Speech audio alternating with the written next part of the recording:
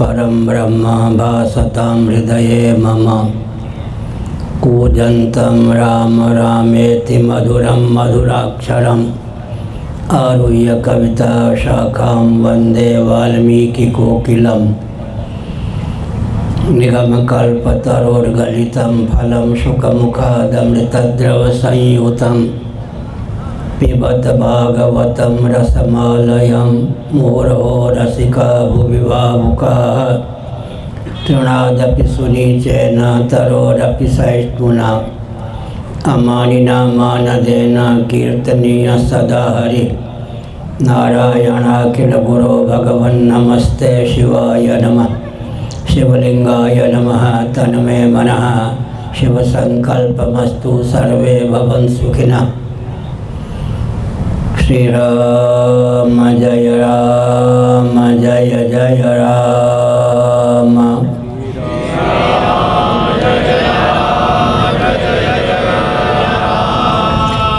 श्रीराम जय राम जय जय राम।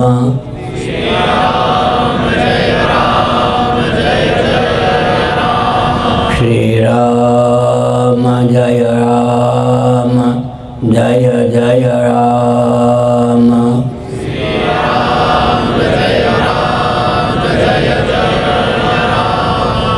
धर्म के अधर्म का प्राणियों में विश्व का गौ माता की गोहत्या भारत सर्वभूत हृदय धर्म सम्राट श्री स्वामी करपात्री जी महाराज की, श्री जगन्नाथ महाप्रभु की, श्री बलभद्र महाप्रभु की, भगवती सुभद्रा देवी की, श्री द्वारकाधीश भगवान की।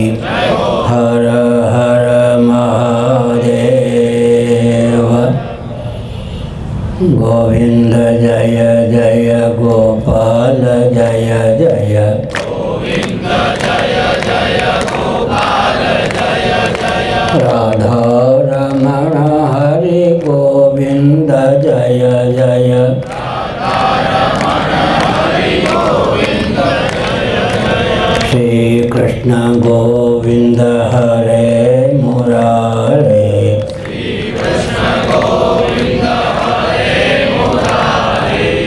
नाथ नारायण वासुदेव।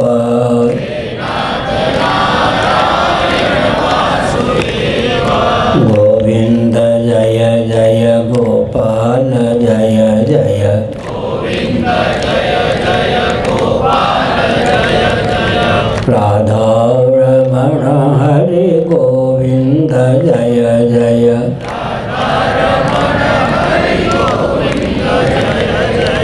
गोविंद जय जय गोपाल जय जय।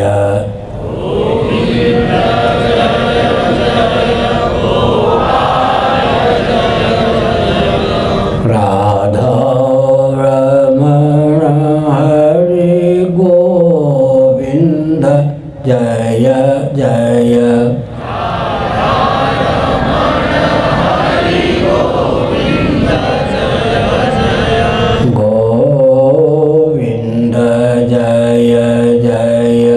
गोपाल जय जय।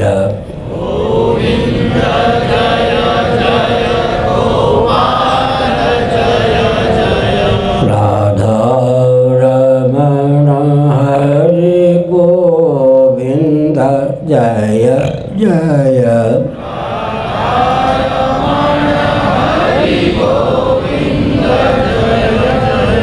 श्री वृंदावन विहारी लाल की जय। श्री द्वारकाधीश की। नारायण शंभो शिव शिव शिव शिव शिव शिव। नारायण नारायण नारायण।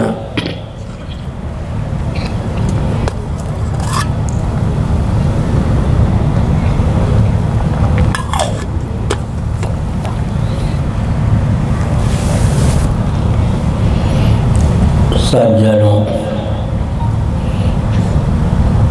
समुपस्थित समादरणीय संत वृंद, विद्वद वृंद, भक्त वृंद एवं भक्तिमती मातृशक्ति, आपके अपनत्व की सराहना है, आपकी आस्था की सराहना है।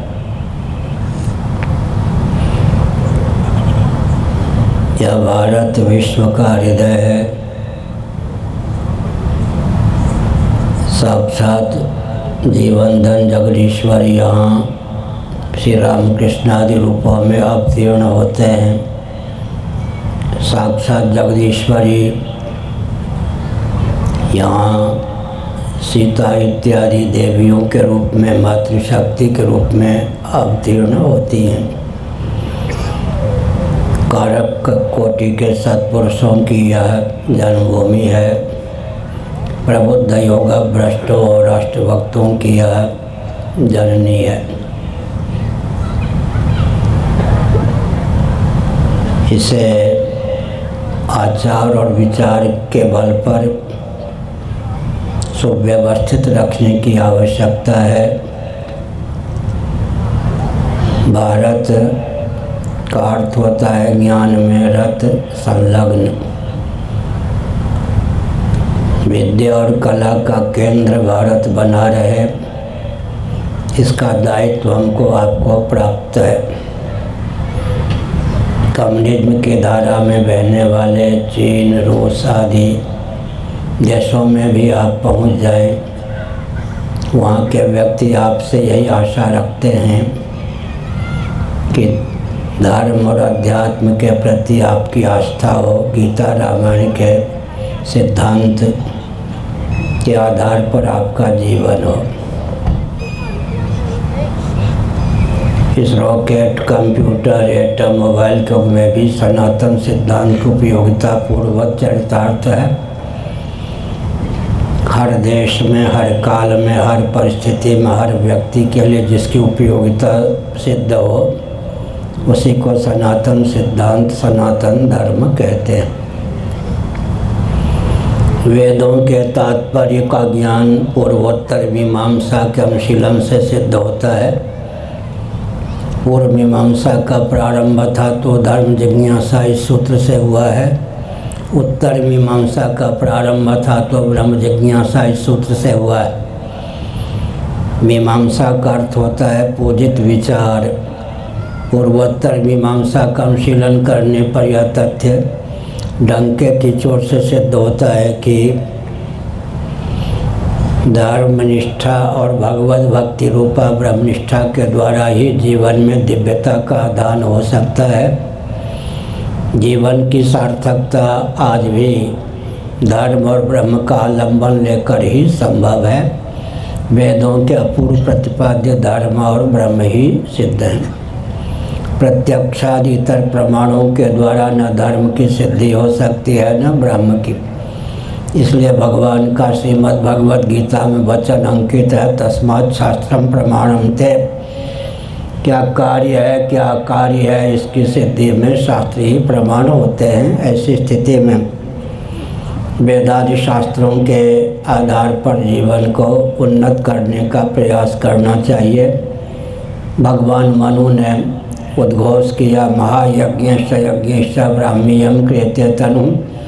यज्ञों के द्वारा, महायज्ञों के द्वारा, अंगन्यास के द्वारा, करन्यास के द्वारा, भूशुद्धि के द्वारा, घोरशुद्धि के द्वारा, भगवान नामामृत सेवन के द्वारा देहेंद्रिय प्राणांतकरण में जीवनी शक्ति का संचार होता है, दिव्यता का संचार होता है। हमारा जीवन अपने लिए, अन्यों के लिए भी हितकर सिद्ध होता है।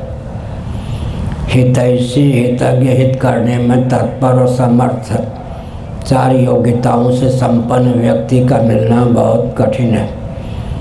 हेतु रहित जग जग उपकारी, तुम तुम्हारे सेवक असुरारी।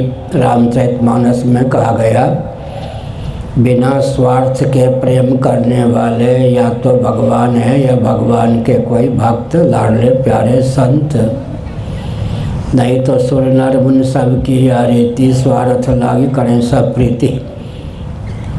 पति पत्नी भाई बहन जितने भी हैं सबका संबंध स्वार्थ को लेकर है। हाँ, स्वार्थ सिद्ध करते समय मर्यादा को बीच में रख दें तो स्वार्थ भी मंगलप्रद सिद्ध होता है। एक संकेत करना आवश्यक है कि हमारे यहाँ व्यवहार परमार्थ की सिद्धि के लिए, व्यवहार के लिए है ही नहीं। परमार्थ की सिद्धि के लिए ही व्यवहार का संपादन करना चाहिए। यत् करोसि यदश्नासि यज्जुहोसि ददासि यत् तपस्यसि कौन्तेय तत्कुरुषु मदर्पणम्।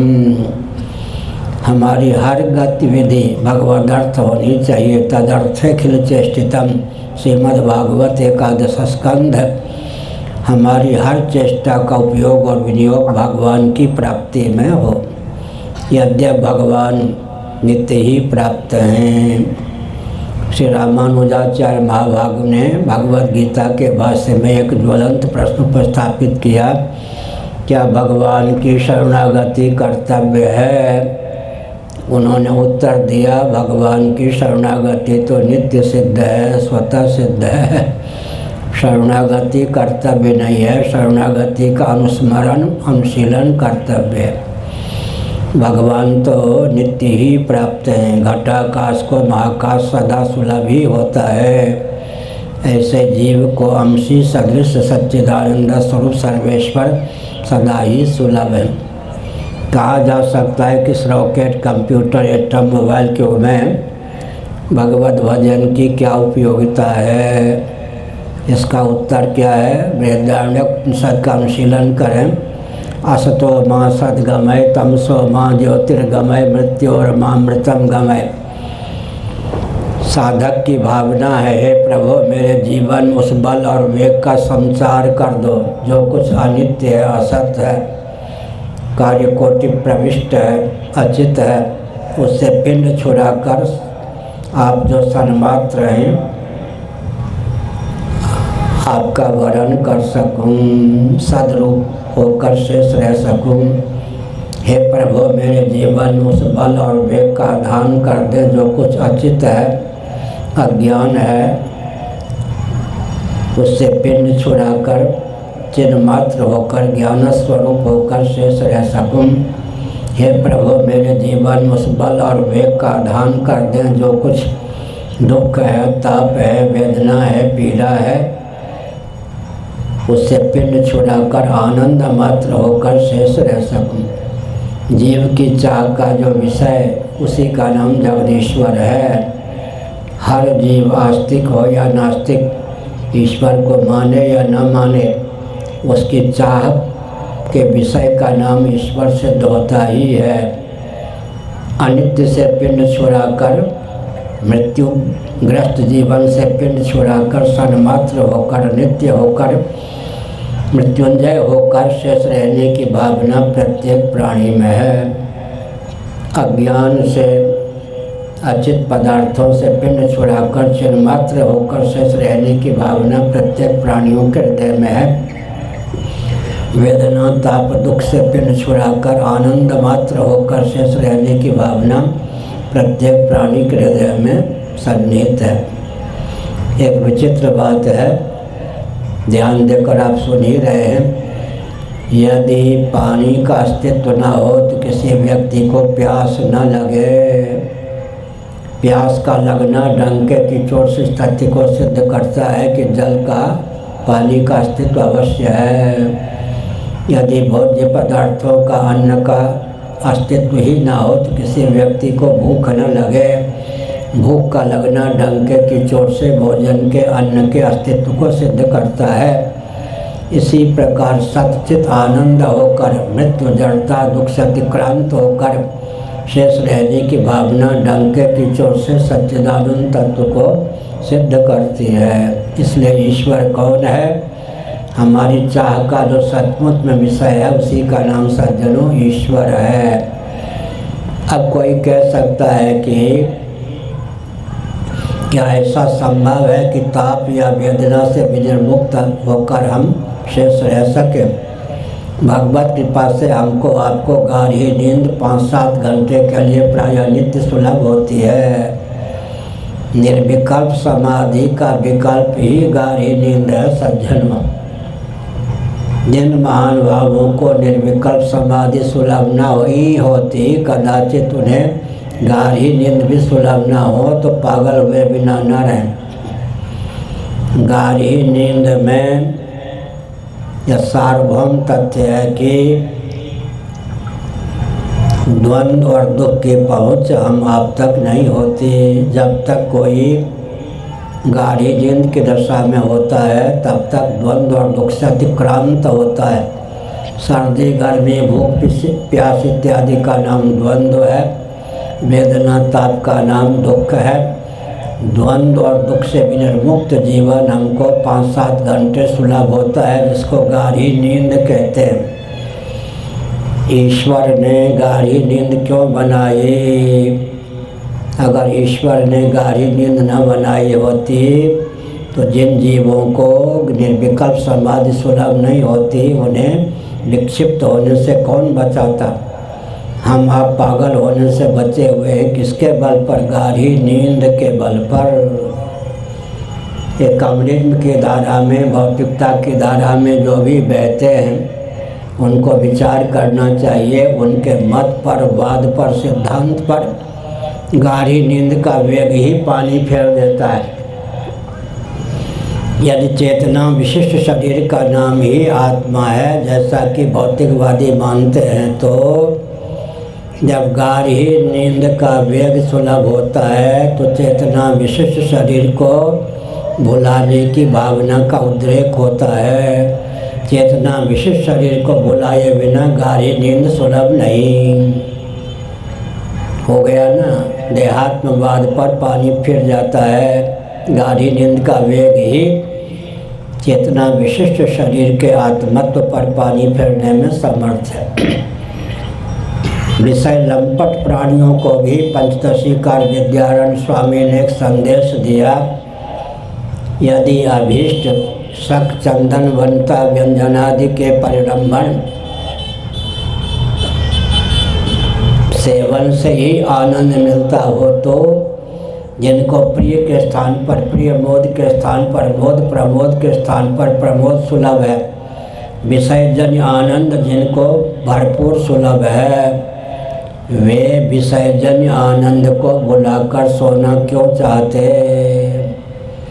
मर्त्य लोक में सर्वाधिक आनंद का नाम है मानुषानंद।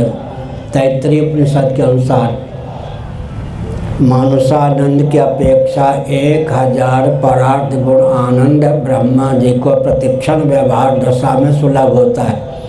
1 लिखने के बाद 20 शून्य लिखने पर जो संख्या बनती है उसी का नाम शास्त्र परार्थ है।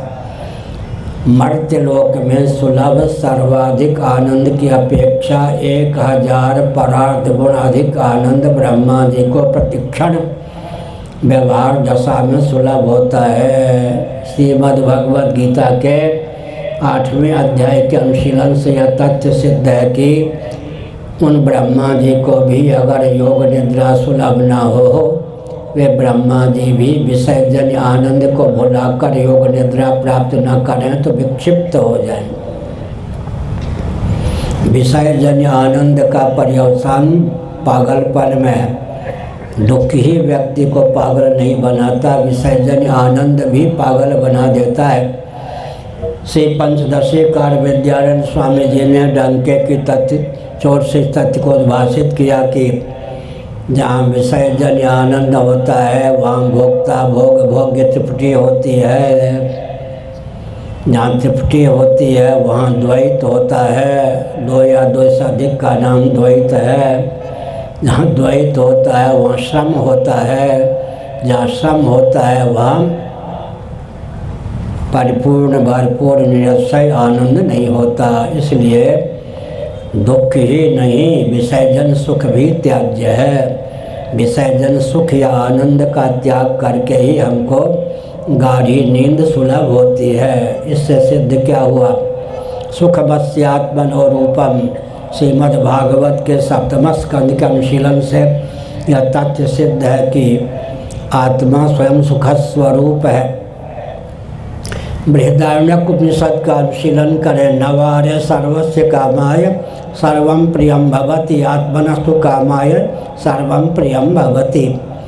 पत्नी में पत्नी के लिए प्रेम नहीं होता, अपितु अपने लिए होता है। पति में पति के लिए प्रेम नहीं होता, अपितु अपने लिए होता है। यहाँ तक कि शरीर में शरीर के लिए प्रेम नहीं होता, अपने लिए प्रेम होता है। इंद्रियों में इंद्रियों के लिए प्रेम नहीं होता, अपने लिए प्रेम होता है। मन बुद्धि चित्त अहंकार रूप अंतःकरण में अंतःकरण के लिए प्रेम नहीं होता, अपने लिए प्रेम होता है। प्राणों में प्राणों के लिए प्रेम नहीं होता, अपने लिए प्रेम होता है। विषयजन्य आनंद में आनंद के लिए प्रेम नहीं होता, अपने लिए प्रेम होता है। नवा अरे सर्वस्य कामाय सर्वं प्रियं भवति, आत्मनस्तु कामाय सर्वं प्रियं भवति। जब गाढ़ी नींद का वेग प्राप्त होता है, शरीर को भुलाकर, इंद्रियों को भुलाकर, अंतःकरण को भुलाकर, प्राणों को भुलाकर, विषयजन्य आनंद को भुलाकर हम 5-7 घंटे विद्यमान रहते हैं। लेकिन द्वंद्व और दुख का बीज गाढ़ी नींद में विद्यमान रहता है। नींद टूटने के बाद द्वंद्व और दुख का बीज पुनः कार्य का रूप धारण कर लेता है। अतः द्वंद्व और दुख के बीज को तत्वज्ञान रूप अग्नि से भून डालने की क्षमता अर्जित करने में हम समर्थ हो सकें, इसी भावना से भावित होकर सच्चिदानंद स्वरूप सर्वेश्वर ने महासर के प्रारंभ में देहेंद्रीय प्राणांतकरण से युक्त हमको जीवन प्रदान किया। श्रीमद् भागवत वेदस्तुति नामक अध्याय का दूसरा श्लोक, श्रीमद् भागवत 10:87-2। बुद्धिन्द्रिय मन प्राणान जनानाम असजत प्रभु मात्रार्थम च भवार्थम च आत्मने कल्पनाय च।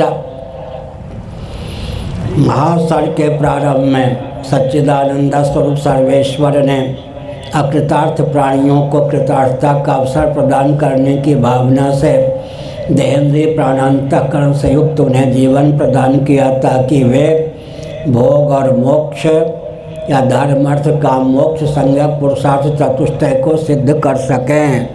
एक विचित्र बात है, स्थिति और दृष्टि में तालमेल होना चाहिए। महाप्रलय का वर्णन है छांदोपनिषद के 6ठे अध्याय में। सदैव सौम्यदमग्र आसीत एकमेवा द्वितीयम, सजाति विजाति स्वगत भेद शून्य होकर देश काल कृत परिच्छेद से विनिर्मुक्त होकर हम सच्चिदानंद स्वरूप सर्वेश्वर से एकीभूत सर्वतोभावेन तादात्म्यपन्न होकर महाप्रलय की दशा में 31 नील 10 खरब 40 अरब वर्षों तक विद्यमान रहते हैं। स्थिति की पराकाष्ठा, आजकल निर्विकल्प समाधि भी हो जाए तो वो स्थिति नहीं प्राप्त होगी। जो स्थिति 1-2 दिन के लिए नहीं, 31 नील 10 खरब 40 अरब वर्षों के लिए महाप्रलय में हमको सुलभ होती है। स्थिति की तो पराकाष्ठा है, लेकिन दृष्टि प्राप्त न होने के कारण वो स्थिति टूट जाती है। महासर के प्रारंभ में अभुक्त कर्मों का फल भोगने के लिए हमको फिर कर्मानुरूप देहेंद्रीय प्राणांतकरण से युक्त जीवन प्राप्त होता है। इसलिए जब तक जीवस्य तत्व जिज्ञासा, इस रहस्य को हम न समझें कि जीविका जीवन के लिए है, जीवन जीविका के लिए नहीं है। जीविका है जीवन के लिए, जीवन है जीवन धन जगदीश्वर की प्राप्ति के लिए। इस तथ्य को समझकर जगदीश्वर की प्राप्ति के लिए ही हमारी हर चेष्टा प्रयुक्त हो, विनियुक्त हो, तब जीवन सार्थक होगा, अन्यथा नहीं। तदर्थेखिल चेष्टितम यत् करोसि यदश्नासि यज्जोषि ददासि यत् तपस्यसि कौन्तेय तत्कुरुषु मदर्पणम। एक बहुत विचित्र बात है, भगवान को हम अर्पित क्यों करें? पत्र पुष्प इत्यादि, पत्रम पुष्पम फलम तोयम। भगवान का दिया हुआ हमको सब कुछ प्राप्त है, तो फिर भगवान को क्यों समर्पित करें? श्रीमद् भागवत में इसका उत्तर दिया गया है। अगर कोई व्यक्ति दर्पण में जो मुखचंद्र प्रतिफलित होता है उसको सजाना चाहे तो उसकी बुद्धि की बलिहारी क्या है? प्रहलाद जी ने बताया, बिंब रूप मुख को सजावे, यही ना, बिंब रूप मुख को सजाएंगे तो दर्पण में सजा सजाया ही प्रतिबिंब सुलभ होगा। भगवान बिंब हैं, हम प्रतिबिंब स्वरूप हैं। जो कुछ हम भगवान को समर्पित करते हैं उससे भगवान का कोई उपकार नहीं होता, हम स्वयं सुसज्जित होते हैं। भगवान पर अनुग्रह करने की आवश्यकता नहीं। मैं दिल्ली में था, विद्यार्थी जीवन की बात है, 2 बार स्नान करता था, 1000 गायत्री मंत्र जपता था। लेकिन एक दिन बड़े भाई ने पूछ दिया, भगवान सूर्य को जल देते हो या नहीं? मन में वर्षों से भावना थी कि एक बार डांट पड़ जाती, बड़े भाई डांट देते। छोटी आयु में तो बच्चे डांट खाते रहते हैं, 10 साल के बाद डांट खाने की आवश्यकता नहीं पड़ी, क्योंकि जीवन ही बड़ा परिष्कृत था। मन में इच्छा थी कि बड़े भाई एक बार डांट देते तो अच्छा रहता। मैंने कह दिया कि अगर मैं भगवान सूर्य को जल नहीं दूंगा तो भगवान सूर्य प्यासे मर जाएंगे। उन्होंने कहा, नास्तिकता की पराकाष्ठा तुम्हारे जीवन में दिल्ली में आने पर हो गई, दिल्ली का पानी तुमको लग गया। फिर उन्होंने कहा, अरे नास्तिक, भगवान सूर्य पर कृपा करके नहीं, कृतज्ञता ज्ञापन के लिए उन्हें जल दिया करो। सविता गोभी रसम भुंगते, भगवान सूर्य की कृपा से ही वर्षा होती है। हमको आपको जल सुलभ है, जो सबको जल देते हैं, जीवन देते हैं। उन भगवान सूर्य को एक चुल्लू जल देकर हम क्या तृप्त कर सकते हैं? कृतज्ञता ज्ञापन के लिए भगवान को जल दिया करो। तो मैंने कहा, मैं तो 2 बार स्नान, 2 बार संध्या वंदन करता हूँ, 1000 गायत्री का मंत्र नित्य जपता हूँ। भगवान सूर्य को जल दिए बिना जल भी नहीं पीता। तो उन्होंने कहा, फिर ऐसा क्यों कहा? तो हमने कहा कि एक बार डांट खाने की इच्छा थी इसलिए। तो हमने संकेत किया, सज्जनों, श्रीमद् भागवत में कहा गया, प्रहलाद जी ने इस भाव को व्यक्त किया, भगवान पर कृपा करके नहीं, भगवान बिंब हैं, हम लोग प्रतिबिंब हैं। कोई व्यक्ति अपने मुखचंद्र को सजाता है तो दर्पण में सजा सजाया ही प्रतिबिंब प्रकट होता है। वैसे ही हम भगवान को सजाएंगे, उन्हें भोग राग इत्यादि निवेदित करेंगे, वो भोग राग हमको ही प्राप्त होंगे। इसलिए जो व्यक्ति अपने जीवन को सजाना चाहे, दिव्य करना चाहे, उसकी बुद्धि की बलिहारी है कि भगवान का भजन करे। अब वैज्ञानिक धारा सबसे विचार करें तो एक व्यक्ति एक आसन पर बैठकर 15, 20, 25, 30 मिनटों में सही भरपेट भोजन कर लेता है। भरपेट किया हुआ भोजन 5-7 घंटे तक प्रज्ञा शक्ति, प्राण शक्ति को दीप्त रखता है। भोजन की अपेक्षा, अन्न की अपेक्षा जल का अधिक महत्व है, महाभारत में लिखा गया और हमारा आपका अपना अनुभव भी है। अनुभव, एक व्यक्ति अन्न के बिना जितने समय तक जीवित रह सकता है, जल के बिना उतने तक नहीं जीवित रह सकता, क्योंकि अन्न की अपेक्षा अन्न का कारण सन्निकट निर्विशेष जल का अधिक महत्व है। एक व्यक्ति जल के बिना जितने समय तक जीवित रह सकता है, उतने समय तक जल का कारण सन्निकट निर्विशेष अग्नि ऊष्मा के बिना उतने समय तक जीवित नहीं रह सकता। एक व्यक्ति शरीर में रहने वाली ऊष्मा के बिना जितने क्षणों तक जीवित रह सकता, उतने क्षणों तक भी प्राण पवन के बिना जीवित नहीं रह सकता। एक व्यक्ति प्राण पवन के बिना जितने क्षण तक जीवित रह सकता है, ऐसी कल्पना कर भी लें तो उतने क्षणों तक प्राण पवन को अवकाश देने वाला आकाश के बिना जीवित नहीं रह सकता। लेकिन पृथ्वी जड़ है, जल जड़ है, अग्नि जड़ है, वायु जड़ है, आकाश जड़ है, ये सब परार्थ हैं। इन सब का उपयोग और विनियोग आत्मा चेतन के लिए है। इसका अर्थ यह है, जगदीश्वर के बिना तो जीवन की कल्पना ही नहीं कर सकते। उन जगदीश्वर जो जीवन धन हैं, सच्चिदानंद स्वरूप हैं, जिनके स्मरण से परिज्ञान से मृत्यु जड़ता दुख से अतिक्रांत जीवनी शक्ति की प्राप्ति हो सकती है। सदा के लिए सदरूप होकर चिद्रूप होकर आनंद स्वरूप होकर शेष रह सकते हैं। उन भगवान का 24 घंटे में कम से कम 7.25 घंटे नित्य भजन किया करिए। कि मुसलमान सज्जन 5 बार नमाज पढ़ते हैं। एक बार पूज्य गुरुदेव धर्म सम्राट स्वामी करपाती जी महाभाग के चरणों के पास मर्यादा की सीमा में कुछ दूरी पर बैठा था।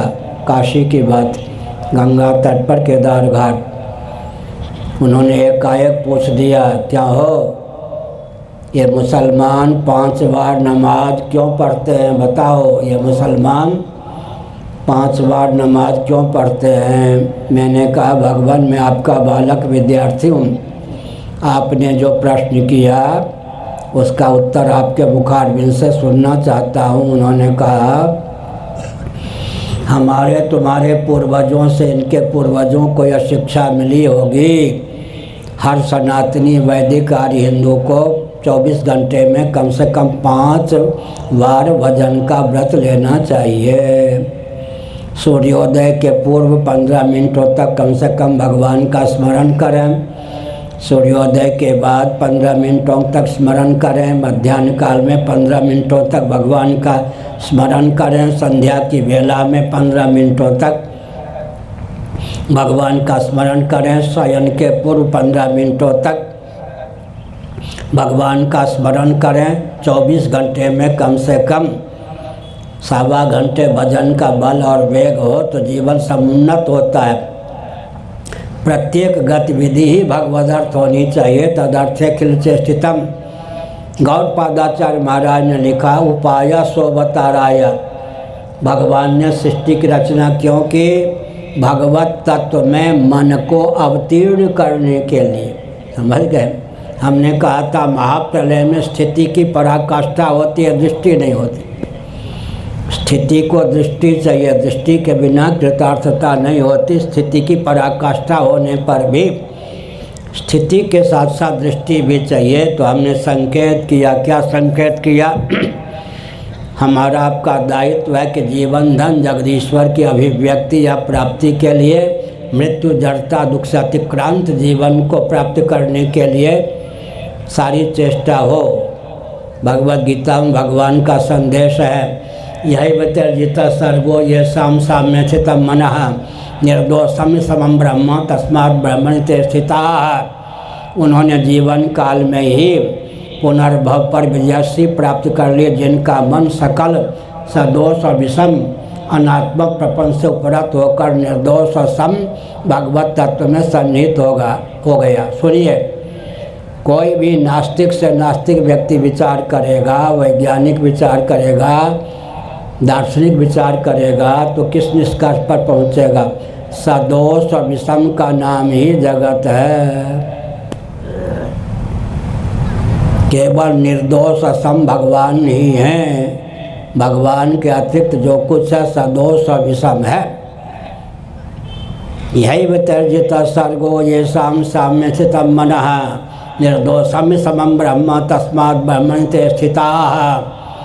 उन्होंने जीवन काल में ही पुनर्भव पर विजयश्री प्राप्त कर ली, जिनका मन सकल सदोष और विषम अनात्मक प्रपंच से कर्षित होकर उपरत होकर निर्दोष असम परमात्मा में सन्निहित हो गया। एक विचित्र बात है, मन और मधुकर भ्रमर का स्वभाव एक जैसा है।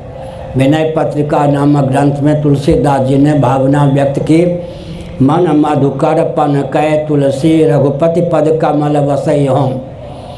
हमारा मन चंचल है, मन की चंचलता उसकी स्थिरता का द्योतक है। भ्रमर की चंचलता उसकी स्थिरता का द्योतक है। जब किसी भ्रमर को या मधुमक्खी को अभीष्ट पराग मकरंद से युक्त पुष्प की प्राप्ति हो जाती है, उस पुष्प के मकरंद का पान करते समय भ्रमर के चित्त को पराग भी अपनी ओर आकृष्ट नहीं कर सकता। पराग से भी प्रत्येक वस्तु का नाम मकरंद है। जब कोई भ्रमर, उपनिषद में लिखा हुआ है, जब कोई भ्रमर मकरंद का आस्वादन करता है तो पराग के प्रति भी उसका चित्त समाकृष्ट नहीं हो सकता। भगवान के जो चरण कमल हैं दिव्याति दिव्य हैं। मन मधुकर पन कै तुलसी रघुपति पद कमल बसई हों, उनमें मन रूपी मधुकर को बसाने का प्रयास करना चाहिए। मन की जो संक्रमणशीलता या चंचलता है रसिकता का द्योतक है। जैसे मधुकर की चंचलता, मधुकर और मधुप दो शब्द होते हैं। कर्तृत्व प्रधान नाम है मधुकर, भोक्तृत्व प्रधान नाम है मधुप। मधु को बनाता भी है और मधु का पान भी करता है। कर्तृत्व प्रधान नाम है मधुकर, भोक्तृत्व प्रधान नाम है क्या मधुप। इसी प्रकार हम क्या करते हैं, रस को अभिव्यक्त भी करते हैं, रस का पान भी करते हैं। रसो वैसा आनंद स्वरूप आत्म तत्व है। अगर आत्म तत्व पर प्रेमास्पद न होता तो अन्यों में प्रीति अन्यों के लिए हुआ करती, अन्यों में प्रीति आत्मा के लिए है। तो डंके की चोट से यह तथ्य सिद्ध है कि हमारा आपका मन आत्मा जो कि रस स्वरूप है उसमें लीन हो। मन मधुकर पन कै तुलसी रघुपति पद कमल बसई हों। हमने संकेत किया उपाय स्ववताराय। यह जो जगत है आलम्बन के लिए है, जगत का आलम्बन लेकर जगदीश्वर तक मन को पहुँचावें।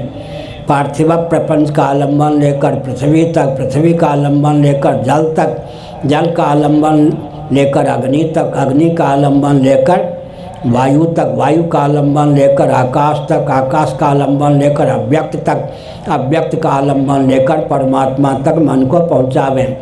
अन्नमय कोश का आलम्बन लेकर प्राणमय कोश तक, प्राणमय कोश का आलम्बन लेकर मनोमय कोश तक, मनोमय कोश का आलम्बन लेकर विज्ञानमय कोश तक, विज्ञानमय कोश का आलम्बन लेकर फलात्मक प्रियमोद प्रमोद आनंदमय कोश तक, फलात्मक प्रियमोद प्रमोद आनंदमय कोश का आलम्बन लेकर बीजात्मक आनंदमय कोश तक, बीजात्मक आनंदमय कोश का आलम्बन लेकर स्वप्रकाश प्रत्यगात्मा जो पर प्रेमास्पद परमानंद स्वरूप है उसमें मन को रमाने का प्रयास करें। गाढ़ी नींद में स्थूल शरीर का भान समाप्त, सूक्ष्म शरीर का भान समाप्त और कारण शरीर शेष रहता है जो कि द्वंद्व और दुख का बीज है। उस द्वंद्व और दुख के बीज को तत्व ज्ञान रूपी अग्नि से भून डालने की योग्यता अर्जित करें, तब हमारा जीवन सार्थक होगा। उपनिषदों में तथ्य प्रकाशित किया गया है। चना आप लोग जानते हैं, पूज्य स्वामी अखंडानंद जी महाराज बहुत विनोदी थे, सात्विक विनोद करते थे। उन्होंने कहा कि ब्रह्मा जी के पास एक बार चना पहुंचा, महाराज मुझे बचाइए। ब्रह्मा जी ने कहा तुम्हारी क्या दुर्दशा है, क्या पीड़ा है, तुम्हें क्या कष्ट प्राप्त है। छोटा सा पौध होता है, लोग पत्ते नोच के खा लेते हैं, सब्जी बना लेते हैं। आगे बढ़ता हूँ बस कच्चे चबा लेते हैं, परिपुष्ट हो जाता हूँ तो उबाल के खा लेते हैं, मुझे बचाइए। ब्रह्मा जी ने कहा दूर से बात करो, मेरा मन भी चलता तो मैं खा जाऊँ। बढ़िया। चना जो होता है ना भर्जित बीजवत, चना को भून डालें, पेट भरेगा या नहीं चबाने पर, स्वाद भी लगेगा, पेट भी भरेगा। लेकिन भर्जित चना के बीज को उर्वर भूमि में बो देने पर भी, ऋतुकाल में बो देने पर भी अंकुर नहीं होगा। एक चना के गर्भ से दूसरा चना प्रकट नहीं होगा। इसी प्रकार तत्वज्ञान रूप अग्नि में जो अपने चित्त को भून डालते हैं, गीता के 4थे अध्याय के आधार पर उनके जीवन में दिव्यता तो आ जाती है, लेकिन उनका चित्त उत्क्रमण पुनर्भव में हेतु नहीं बनता। भुवा स्वः महाजन तप सत्यम, ऊर्ध्वलोकों में गमन का नाम उत्क्रमण है। नारकी शरीर प्राप्त करना, स्थावर इत्यादि शरीर प्राप्त करना, बिच्छू सर्प मेढक इत्यादि बन जाना, ये भी अधोगति है। यही वैतर्यता सर्ग, उनका प्राण उत्क्रमण नहीं करता, पुनर्भव को प्राप्त नहीं करता। पुर्यष्टक से जीव कला आयु समाप्त होते हुए ही शांत हो जाती है। जीव बस अपने मौलिक स्वरूप को प्राप्त हो जाता है। इसलिए जन्म और मृत्यु के अनादि अजस्र परंपरा का आत्यंतिक उच्छेद मानव जीवन का लक्ष्य है। नहीं तो जन्म का पर्यवसान मृत्यु है, मृत्यु का पर्यवसान जन्म है। गीता 2 अध्याय। एक भगवान ने विचित्र बात कही। क्या विचित्र बात कही?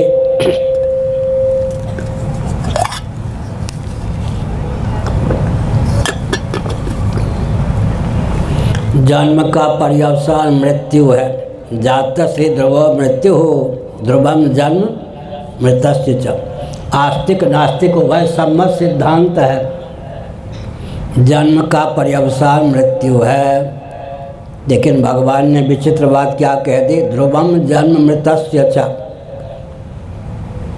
जो अकृतार्थ होकर देह त्याग करता है उसका जन्म फिर होता ही है। जन्म का पर्यवसान मृत्यु है, मृत्यु का पर्यवसान जन्म है। जन्म और मृत्यु के अनादि अजस्र परंपरा का उच्छेद है। आत्मा को आज अनादि लोक महेश्वर सच्चिदानंद स्वरूप परमेश्वर जान लेने पर हो सके। इसलिए मानव जीवन हमको प्राप्त हुआ है। पुनर्भव पर विजयश्री प्राप्त करने की भावना से भावित होकर जीवन का उपयोग और विनियोग करना चाहिए।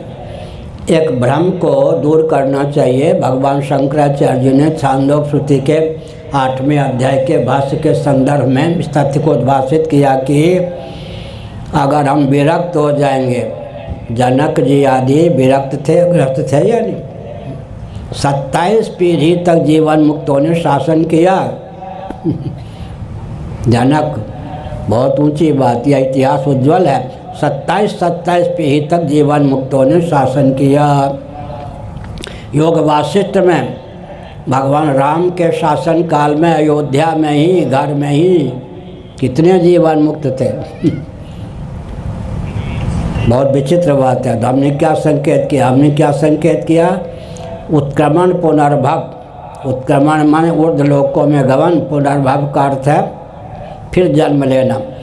अजो नित्य शाश्वतो यम पुराणा। भगवान ने कहा जातस्य ध्रुव मृत्यु, लेकिन ध्रुवम जन्म मृतस्य च। अगर अकृतार्थ होकर देह त्याग किया तो फिर पुनर्भव होगा ही। ऐसा जीवन व्यतीत करना चाहिए कि जन्म और मृत्यु के अनादि अजस्र परंपरा का आत्यंतिक उच्छेद हो। सच्चिदानंद स्वरूप परमात्मा होकर ही हम शेष रहें। परमात्मा स्वरूप में मनो निवेश करने की क्षमता आनी चाहिए। गोविंद मेरी यह प्रार्थना है, भूलूं न मैं नाम कभी तुम्हारा। निष्काम हो के दिन रात गाऊं गोविंद दामोदर माधवेति। गोविंद दामोदर माधवेति। हे कृष्ण हे यादव हे सखेति। देहांत काले तुम सामने हो, वंशी बजाते मन को लुभाते। गाता यही मैं तननाथ त्यागूं गोविंद दामोदर माधवेति। हे कृष्ण हे यादव हे सखेति। भीष्म पितामह 8 वसुओं में एक वसु, जिनको वशिष्ठ जी ने शाप दे दिया था, वही भीष्म के रूप में अवतीर्ण हुए। सरसैया पर समासीन थे, उत्तरायण की प्रतीक्षा कर रहे थे, माघ शुक्ल अष्टमी की प्रतीक्षा कर रहे थे। भगवान श्री कृष्णचंद्र ने पांडवों से कहा अब भीष्म जी के देह त्याग का इच्छा मृत्यु है, उनके पिता ने वरदान दे रखा है। भीष्म जी के देह त्याग का पवित्र मुहूर्त आने वाला है, चलो दर्शन करें। भगवान श्री कृष्ण पांडवों को लेकर भीष्म जी का दर्शन करने आ गए। देखिए भगवान भी दर्शन करने आए। भीष्म जी सरसैया पर समासीन थे। उन्होंने कहा बड़ी कृपा की प्रभु, थोड़े सामने, दृष्टि के सामने खड़े हो जाइए। बांके बिहारी छैल छबीले नटनागर श्याम सुंदर सच्चिदानंद स्वरूप सर्वेश्वर से कहा दृष्टि के सामने खड़े हो जाइए। भगवान खड़े हो गए यथोक्तकारी। भगवान की उस झांकी का दर्शन करते करते भीष्म जी ने देह त्याग किया। यह बालक बनना बहुत कठिन है, लेकिन बन गया। इसलिए हमने संकेत किया। क्या संकेत किया? उपाय सो बता रहे हैं। सृष्टि की संरचना सृष्टि में मनोनिवेश के लिए नहीं है, सृष्टा परमात्मा में मनोनिवेश के लिए है। सृष्टि का आलंबन लेकर परमात्मा में मनोनिवेश हो। सृष्टि परक श्रुतियों में बाहर से 13 प्रकार का विज्ञान परिलक्षित होता है, लेकिन शंकराचार्य ने लिखा न तो सृष्टि किंचित विज्ञानम अस्ति। सृष्टा के स्वरूप का प्रतिपादन श्रुति एक स्वर से करती है। सृष्टि का आलंबन लेकर परमात्मा जो सृष्टा हैं उनमें मनोनिवेश हो। स्थूल शरीर का आलंबन लेकर सूक्ष्म शरीर तक पहुँचे, सूक्ष्म शरीर का आलंबन लेकर कारण शरीर तक पहुँचे, कारण शरीर का आलंबन लेकर देहातीत आत्म तत्व या जो हमारा स्थूल सूक्ष्म कारण शरीर आत्म तत्व का अभिव्यंजक संस्थान है। अभिव्यंग की अभिव्यक्ति अभिव्यंजक के अधीन होती है। अभिव्यंजक के तारतम्य से अभिव्यंग की अभिव्यक्ति में तारतम्य होता है। विद्युत की अभिव्यक्ति बल्ब और बादल के अधीन होती है। बल्ब और बादल के तारतम्य से विद्युत की अभिव्यक्ति में तारतम्य होता है। इस स्थूल शरीर की क्या विशेषता है? इसके बाह्य भाग में, बाहरी हिस्से में पंच कर्मेंद्रियों को, पंच ज्ञानेंद्रियों को व्यक्त करने के संस्थान हैं। इसके अभ्यंतर भाग में अंतःकरण चतुष्टय या अंतःकरण पंचक को, मन बुद्धि चित्त अहंकार और ज्ञातृत्व को, प्राणों को व्यक्त करने के संस्थान हैं। हमारा स्थूल शरीर समग्र सूक्ष्म शरीर का अभिव्यंजक संस्थान है। सूक्ष्म शरीर कारण शरीर का अभिव्यंजक संस्थान है। कारण शरीर जीवात्मा का अभिव्यंजक संस्थान है। जीवात्मा तत्व जगदीश्वर का अभिव्यंजक संस्थान है। वेदांत वेद एक सच्चिदानंद तत्व ही जीव जगत जगदीश्वर तीनों रूपों में अभिव्यक्त हुए हैं। इसलिए इस जीवन की सार्थकता भगवत भजन में है। तो मैंने प्रश्न उठाया था, घर में रहकर भी विरक्त हो सकते हैं। विरक्त माने अनासक्त। तो जो विरक्त होते हैं वो घाटे में रहते हैं क्या? आजकल हम कहा करते हैं, भगवान शंकराचार्य ने जो भाष्य में व्यक्त किया उसी को मैं अपने शब्दों में उद्भाषित करता हूँ। जिसमें आसक्त होते हैं उसके अधीन हो जाते हैं, जिससे विरक्त होते हैं उसके अधिपति हो जाते हैं। नैमिष में एक महात्मा थे, दंडी स्वामियों कहा करते थे, मेट बनोगे या मजदूर। तो उसी तरह से हम कहते हैं अधीन बनोगे या अधिपति।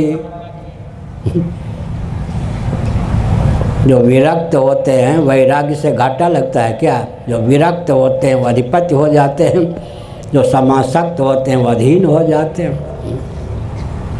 जो विरक्त होते हैं वो कौन हो जाते हैं? अधिपति। जो अनुरक्त होते हैं वो अधीन हो जाते हैं। जो सबसे विरक्त होता है वो सबका अधिपति हो जाता है। क्या? जो सबसे विरक्त होता है, बृहदारण्यकोपनिषद में लिखा है, जो तत्वज्ञ मनीषी हैं सबसे विरक्त हैं, अनात्मक प्रपंच से विरक्त हैं, जिनका मन सच्चिदानंद स्वरूप से श्री कृष्ण के चरणों में अनुरक्त है, भगवत तत्व में अनुरक्त है। जो सबसे विरक्त हैं वो सबके अधिपति हैं। जिससे अनासक्ति होगी उसके हम अधिपति हो जाएंगे, जिसमें आसक्ति होगी हम उसके अधीन हो जाएंगे। इसलिए जो सबसे विरक्त होता है वो सबका अधिपति होता है। हमने संकेत किया। आर्किमेडीज ने लिखा था, कहा था, अगर मुझे पृथ्वी का केंद्र मिल जाए तो पृथ्वी को उठा लूँ। लेकिन हम लोगों को गुरु गोविंद ग्रंथ की कृपा से पृथ्वी का ही नहीं संपूर्ण सृष्टि के केंद्र का पता है। ऋग्वेद के भूसूक्तम में भूमंडल के केंद्र का वर्णन है। भूसूक्तम भगवद गीता के 3रे अध्याय में ब्रह्मांड पूरी सृष्टि के केंद्र का वर्णन है।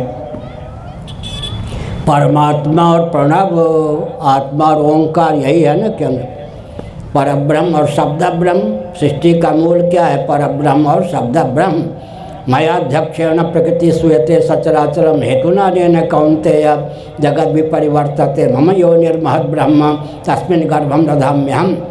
तो जगत का, पूरी सृष्टि का संचालन कौन कर सकता है? भगवान कर सकते हैं। तो भगवान से एकीभूत जब उनके लाडले प्यारे संत होते हैं, जिनको यह ज्ञान होता है, परमात्मा और प्रणव या परमात्मा और प्रकृति, ब्रह्म शक्ति रेव प्रकृति, वैयाकरणों के अनुसार, वेदांत के अनुसार जो प्रणव है वही सांख्य सिद्धांत के अनुसार प्रकृति है। प्रणव और प्रकृति की एक रूपता का वर्णन उपनिषदों में किया गया है। परमात्मा और प्रणव, अक्षर संज्ञक आत्मा और ओंकार, गीता का तीसरा अध्याय यही जगत का मूल स्वरूप है, जिसको आत्म तत्व का विज्ञान है। परब्रह्म परमात्मा शब्द ब्रह्म प्रकृति या प्रणव के योग से सर्व रूपों में उद्भासित है, इसलिए वह तत्वज्ञ मनीषी भगवान से एकीभूत होकर भगवान के रूप को समझकर जब जैसा सृष्टि में परिवर्तन करना चाहता है वैसा परिवर्तन करने में समर्थ होता है। आर्किमेडिस को तो पृथ्वी के केंद्र का ज्ञान नहीं हो पाया, लेकिन गुरु गोविंद ग्रंथ की कृपा से हम लोगों को पूरी सृष्टि के केंद्र का वर्णन है। पूरी सृष्टि के केंद्र का जिसको ज्ञान होता है वो जैसा चाहता है अपने संकल्प वर्ष से उस प्रकार से पृथ्वी, पानी, प्रकाश, पवन, आकाश, स्थावर जंगम प्राणियों की गति मति स्थिति होने लगती है। इसलिए इस विज्ञान को प्राप्त करके पूरे विश्व को दिशा देने की क्षमता है। वैज्ञानिकों को भी और विज्ञान को भी दिशा देने की क्षमता हमारे वेदादि शास्त्रों में सन्निहित है। इसलिए कहा गया यच्चत्र कालातीतम तदप्य ओंकारेव, कालगर्भित और कालातीत सब तत्वों के प्रकाशक वेद हैं। वेद विज्ञान गीता इत्यादि के माध्यम से गुरु परंपरा सब लोगों को सुलभ है। भव्य भारत और भव्य विश्व की संरचना का संकल्प लेकर तदर्थ चेष्टा करें। अब करें क्या? कम से कम एक व्यक्ति या विचार करे कि एक हिंदू परिवार से 1 रुपया रोज निकले, कठिन काम है क्या? आजकल ऐसा तो असंभव नहीं है। एक हिंदू परिवार से स्वेच्छापूर्वक, आस्थापूर्वक, अपनत्वपूर्वक औसतन 1 रुपया रोज निकले, 1 घंटा रोज निकले। अगर 9 परिवार इतना गरीब है कि 1 रुपया भी रोज नहीं निकाल सकता, 10वां बंदा खड़ा हो जाए, 9 परिवार की ओर से 9 रुपये, अपनी ओर से 1 रुपया, तो अभी तो 300 रुपये ही महीने में उसके खर्च होंगे। एक हिंदू परिवार से 1 रुपया रोज निकले, 1 घंटा रोज निकले, उस रुपये का, उस समय का उपयोग उसी क्षेत्र को, समझ गए, सुसंस्कृत, सुरक्षित, संपन्न, स्वावलंबी बनाने में किया जाए। इतना कर सकते हैं या नहीं? देखिए हमारा सिद्धांत तो वसुधैव कुटुंबकम का है, सर्वे भवन सुखिनः। महोपनिषद के 6ठे अध्याय का वचन है वसुधैव कुटुंबकम। गरुड़ पुराण के अंतिम अध्याय का अंतिम श्लोक है सर्वेषां मंगलम भूयात्, सर्वे भवन सुखिनः, सर्वे सन्तु निरामयाः, सर्वे भद्राणि पश्यन्तु मा कश्चित् दुःख भाग् भवेत्। हमारा जीवन भी वैसा होना चाहिए। समष्टि के लिए हमारी क्या देन है, इस पर विचार कीजिए। आज जिसको पाकिस्तान कहते हैं वो छोड़ के लोग भगे, मरने वाले मर गए, भगने वाले संपत्ति छोड़ के भगे। स्वतंत्र भारत में चाय के बागान, केसर के बागान को भी छोड़ के भारत के व्यक्तियों को कश्मीर से भगना पड़ा या नहीं?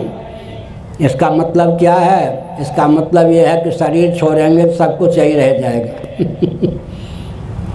तो क्या अर्थ है? मूल बात क्यों? कौन सा धन अर्जित करना चाहिए? कौन सा धन अर्जित करना चाहिए? वो धन क्या है? ज्ञान, विज्ञान, धर्मनिष्ठा, भगवत भक्ति, राष्ट्र भक्ति। हमारा जीवन अपने लिए, अन्यों के लिए उपयोगी हो।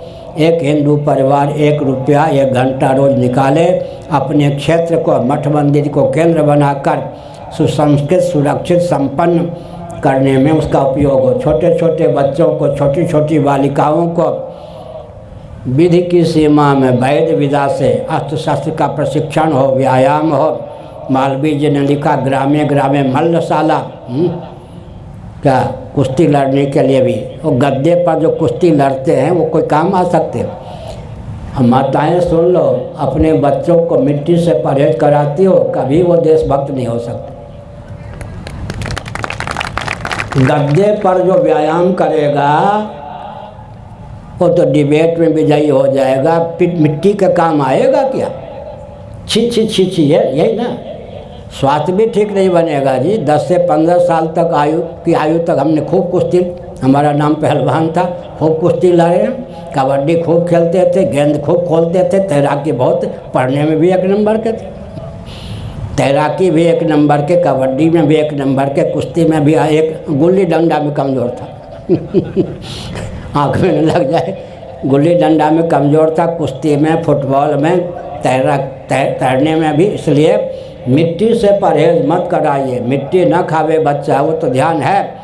आजकल मिट्टी से परहेज, जो गद्दे पर पहलवानी करते कभी राष्ट्र के काम आ सकते हैं। मिट्टी से परहेज। हम एक जगह थे किसी परिवार में, बगल में खिड़की से देखा एक बच्चा था ऊपर पलंग पर लेटा हुआ, 5 साल का रहा होगा अकेले, उसके पाँव में जूते। उसको देखकर हमको कष्ट नहीं होना चाहिए, तो हम तो रो पड़े एक प्रकार से। इस बच्चे का क्या होगा? ये तो घुसखोर बनेगा, ये तो घुसखोर बनेगा, ये तो डाकू बनेगा। गद्दे पर कौन से सर्प हैं, बिच्छू हैं, गद्दे पर भी जूता पहना के अगर बच्चों को सुलाया जाएगा, वो बच्चे कभी पृथ्वी के काम आएंगे, देश के काम आएंगे, मिट्टी के काम आएंगे? वो तो घुसखोर होंगे, छुई मुई होंगे, हवा उनको खा जाएगी।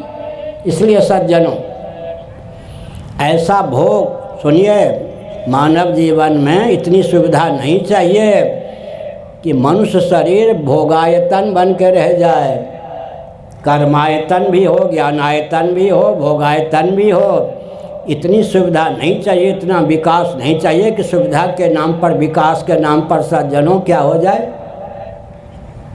भोग योनि, मनुष्य योनि, भोग योनि बन जाए तो विकास हुआ या ह्रास हुआ? इसलिए हमने सज्जनों संकेत किया, धृति ही, धैर्य, पूरा ध्यान दीजिए। नारद परिव्राजकोपनिषद का वचन है, मनुस्मृति में समुद्रित है। 10 धर्म के 10 लक्षण हैं। धृति ही पहला लक्षण है, धैर्य। और आजकल विकास के युग में सभी चोट है धैर्य पर ही।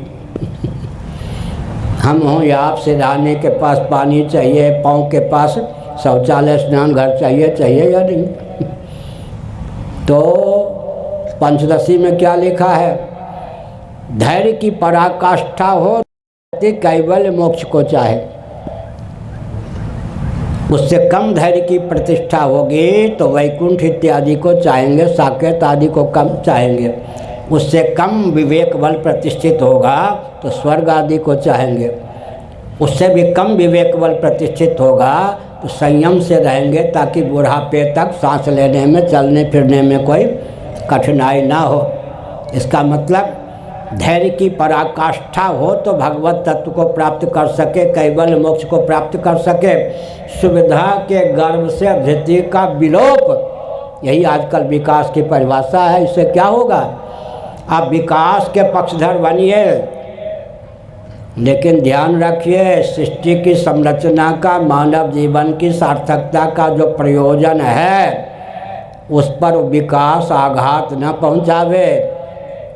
अंजन कहा आँख जय फूटे, समझ गए ना? अंजन कहा आँख जय फूटे। मानव जीवन की अपूर्वता पर ही अगर विकास ने पानी फेर दिया तो विकास के नाम पर विनाश हो गया। इसलिए हमने संकेत किया। वो भी सोता आ गई। हमने क्या संकेत किया सज्जनों?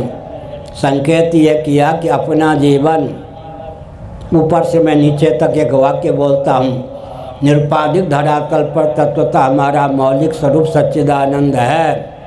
विद्योपाधिक होकर हम जगदीश्वर हैं, अविद्योपाधिक होकर हम जीव हैं। जीव होते हुए हम प्राणी हैं, प्राणी होते हुए हम जंगम हैं, जंगम होते हुए हम मनुष्य हैं, मनुष्य होते हुए हम स्त्री पुरुष ब्राह्मण क्षत्रिय वैश्य शूद्र और हैं। समष्टि और व्यष्टि दोनों दृष्टियों से अपना परिचय होगा तो हमारा जीवन अपने लिए, अन्यों के लिए, सबके लिए उपयोगी सिद्ध होगा। तो कम से कम एक व्यक्ति 9 व्यक्तियों को जोड़े और एक हिंदू परिवार से 1 रुपया 1 घंटा रोज निकले मठ मंदिर को केंद्र बनाकर अपने क्षेत्र में कोई भी दुर्व्यसन मुक्त होने पर भी दरिद्र न रह जाए, इसके लिए प्रयास करना चाहिए। देयम दीन जनाय च वित्तम, भगवान शंकराचार्य ने लिखा।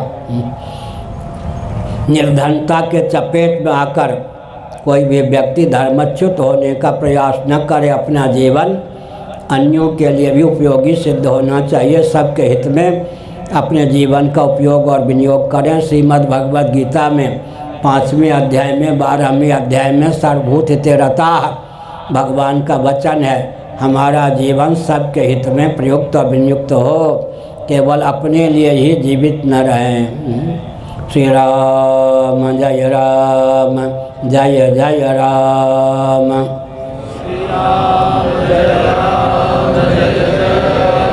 हम हिंदू राष्ट्र बनाएंगे, हम भारत भव्य बनाएंगे। हिंदू माने कन्याकुमारी, मानसर का अर्थ होता है मानसरोवर। इंदुसर से मानसर तक भारत बृहद बनाएंगे, हम हिंदू राष्ट्र बनाएंगे। सुनिए, अब कनाडा में हिंदू है ना, वहाँ आवाज़ बुलंद होने लगी, कनाडा को हम हिंदू राष्ट्र बनाएंगे। कितने किलोमीटर दूर है यहाँ से? 11,500 किलोमीटर दूर बाई एयर हवाई जहाज से यात्रा करें तो 11,500 किलोमीटर दूर भी आवाज़ पहुँची या नहीं। कनाडा को हिंदू राष्ट्र घोषित करने का प्रकल्प चलने लगा। समझ गए? इसलिए जो शब्द जो होता है ना, शब्द जो होता है वो तो मीमांसकों के अनुसार द्रव्य है और नित्य होता है। शब्द को द्रव्य, हम भी जब शब्द तन्मात्रा कहते हैं शब्द को द्रव्य मानकर ही कहते हैं। इसलिए ऐसा मत समझिए कि शब्द अपना प्रभाव नहीं डालता। ऋषि मुनियों ने चिंतन किया, ध्यान से सुन रहे। ऋषि मुनियों ने चिंतन किया, वो सब चिंतन ध्यान करने पर हम लोगों को प्राप्त हो गया।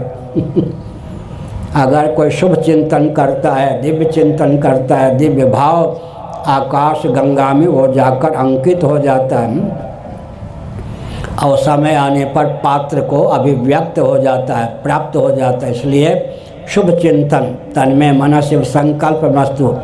इसलिए हमने कहा हम हिंदू राष्ट्र बनाएंगे। मुसलमान, क्रिश्चियन, कम्युनिस्ट कोई घबरावे नहीं। किसी के गर्दन पर सूर्य का प्रहार करके नहीं। सबके पूर्वज सनातनी वैदिक आर्य हिंदू थे। मोहम्मद साहब के पूर्वज कौन थे? ईसा मसीह के पूर्वज कौन थे? रोम में ईसा मसीह की प्रतिमा है, वैष्णव तिलक से युक्त। आजकल उसके दर्शन पर प्रतिबंध लगा दिया गया। रोम में ईसा मसीह जी की प्रतिमा वैष्णव तिलक से युक्त है। कहाँ तक बच लेंगे आप? सबके पूर्वज सनातनी वैदिक आर्य हिंदू थे। मोहम्मद साहब के पूर्वज कौन थे? ईसा मसीह के पूर्वज कौन थे? बृहदारण्यक उपनिषद के अनुसार श्रीमन नारायण के श्री विग्रह से, उनके संकल्प और अनुग्रह से ब्रह्मा जी की अभिव्यक्ति हुई। ब्रह्मा जी ने संकल्प बल से, योग के बल से स्वयं को मनु शतरूपा के रूप में व्यक्त किया। शतरूपा ने योग बल से संभावित 84 लाख योनियों में स्त्री के रूप में स्वयं को व्यक्त किया। मनु ने योग बल से 84 लाख योनियों में संभावित पुरुष के रूप में व्यक्त किया अपने को। श्रीमद् भागवत के दूसरे तीसरे स्कंद के अनुसार ये तरुलता, गुल्म इत्यादि, मरीचि इत्यादि, कश्यप इत्यादि की धर्मपत्नियों के गर्भ से शेषनाग भी उत्पन्न हुए, गरुड़ जी उत्पन्न हुए। तरुलता, गुल्म इत्यादि को भी महर्षि की पत्नियों ने जन्म दिया। इसलिए सबके पूर्वज सनातनी वैदिक आर्य हिंदू थे। अपने पूर्वजों के मार्ग पर चलें। हम हिंदू राष्ट्र बनाएंगे, हम भारत भव्य बनाएंगे। हिंदू सर से मानसर तक भारत दिव्य बनाएंगे, भारत बृहद बनाएंगे। हर हर महादेव।